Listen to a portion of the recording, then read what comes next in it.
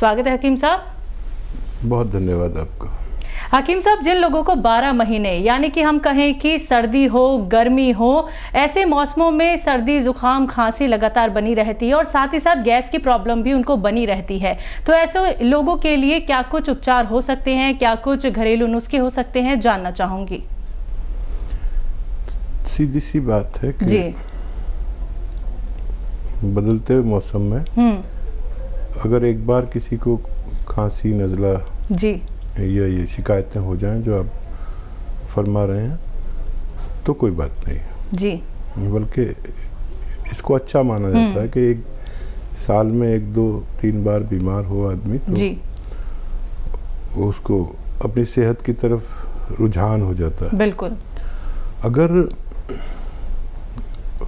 यानी छुटकारा ही नहीं मिलता इन चीज़ों से तो समझ लें कि आप के अंदर इम्यूनिटी की कमी है। अगर आप बार बार बीमार पड़ते हैं और ख़ासतौर पर खांसी नज़ला, छींकें, बलगम, गले में खराश और ये सब चीज़ें, तो इम्यूनिटी बढ़ाना बेहद ज़रूरी है। इम्यूनिटी की ज़रूरत पूरी दुनिया को है इस वक्त। मैं बहुत दिन से इम्यूनिटी पर बात करता हूँ, पता नहीं 20 साल या उससे भी ज़्यादा। इम्यूनिटी इंसान की का वो सरहद का हथियार है जो दुश्मन को अंदर नहीं आने देता। तो इम्यूनिटी पर अगर काम किया जाए तो मैं तो बहुत दिन से कर रहा हूँ, अब पूरी दुनिया को ज़रूरत पड़ गई।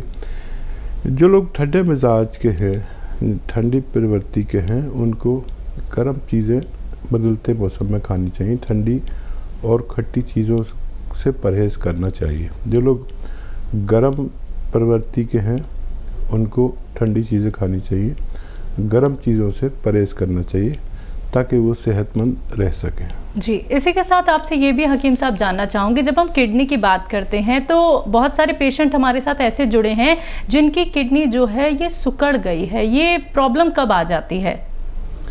देखिए, सबसे ज़्यादा नुकसान हुआ है जब से ये एलोपैथ आया है किडनी और लीवर को। जी जी।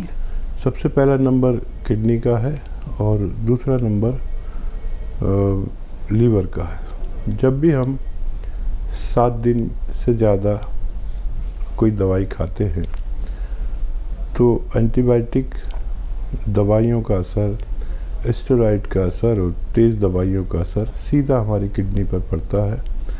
जिनको भी ऐसी दवाइयाँ खानी पड़ती हैं या खानी पड़ें तो उन्हें खूब पानी पीना चाहिए, और इतना पानी कि जल्दी से वो दवाओं का असर किडनी से के रास्ते बाहर चला जाए।